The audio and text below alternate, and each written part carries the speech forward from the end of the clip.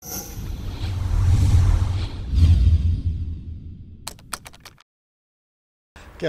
разобличиме комплетно неправдата во Република Македонија, ќе дојде време на правдата во нашата земја. Денеска, како што бевте сведоци, бевте присутни на судењето, навистина се случи на катар за врв на срамот во правосудството во Македонија. Златко Биковски, кој што го водеше случајот Пуч, дојде да го заменува Владимир Милошевски. А Владимир Милошевски констатиравме дека не е надлежен и нема надлежност да застапува вакво обвинение. Истиот Златко Биковски на претходното рочиште потврди дека тој има право да го застапува ваквото рочиште. Само по себе ова представува една таква апсурдна контрадикторност која што само по себе го разобличува и го отвара како пупка сето ова што се случува во македонското правосудство. Ние сме тука, исправени, барајќи правда. Се надеваме дека правдата ќе дојде за сите во Република Македонија. Повелете, прашај. Господин Заев, го добивте ли решението од судот за Пуч?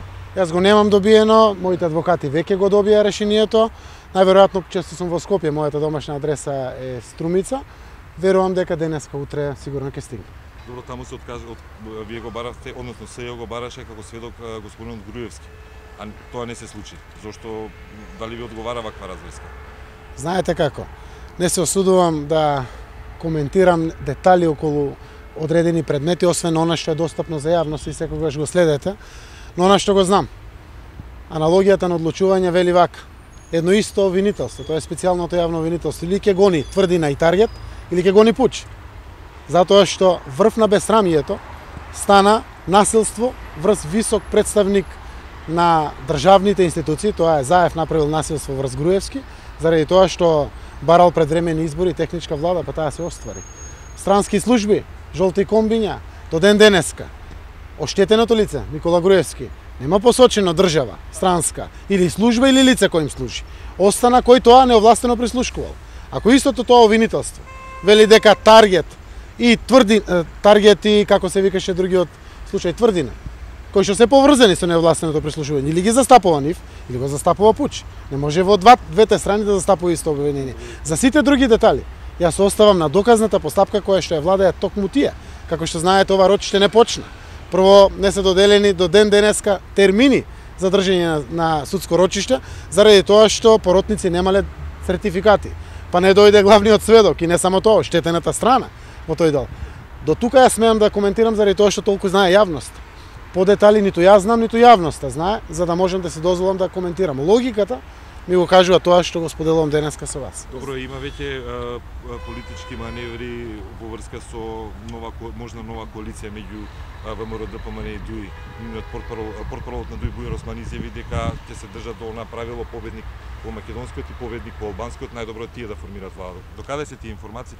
Имате ли вие воопшто информации? Дали воопшто водите преговори со некого, бидејќи еднаш веќе се сретнате со Ахмети? Зашто зборите? Дадовме соопштение, навистина ние само ги констатиравме позициите на двете партии, не разговаравме за детали, заради тоа не соопштивме нешто, заради тоа што немаше што да се соопшти. Но навлегувајќи во крајните денови од мандатот на Никола Груевски за формира влада, тоа се 20 дена, ве истекуваат до крајот на оваа седмица, до 29, веројатно ќе бидеме принудени да ги соопштиме своите позиции во поглед на актуелниот момент кој што ја очекува јавноста. Штом ќе дојде време, за тоа верувајте ќе ги соопштиме своите ставови. Секако мандатот е во раците на Никола Груевски. Тој треба да ги даде своите коментари, своите образложенија. Ние како опозиција во моментот немаме мандат за да составуваме влада. Јас искрено очекувам дека после 29 мандатот ќе биде во наши раце. Зошто? Заради сите аргументации кои што целата јавност ги знае. А тоа е мнозинството граѓани, преку 612.000 се определија за промени. И ова е недвосмислено јасно, еклатантна бројка и тоа бегање нема.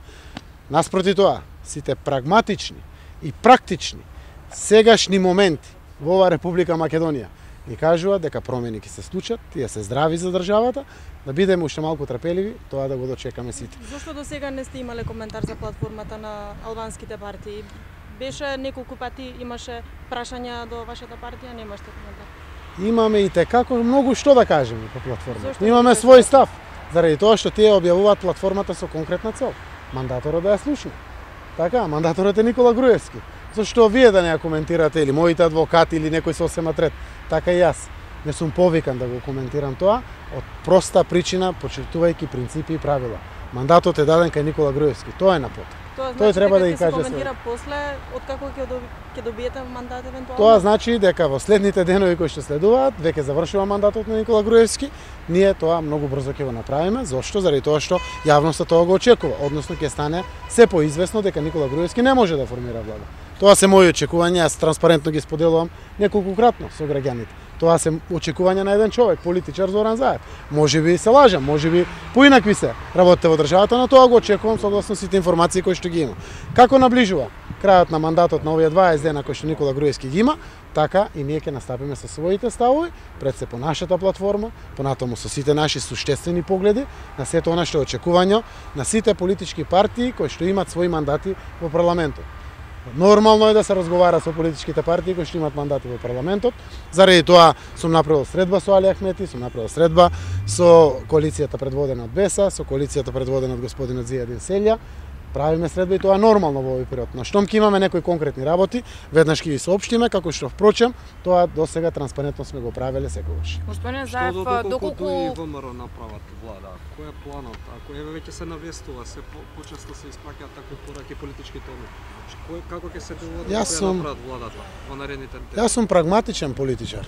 Не би сакал да преюдицирам или да коментирам нешто што доколку. Да почекаме, после тоа ќе ги дадеме нашите коментари. Добро, што доколку Груевски не успее да формира влада во периодот, односно мандатот кога му е даден, и оние толкувања на одредени аналитичари дека треба повторно председателот на него да му го даде мандатот?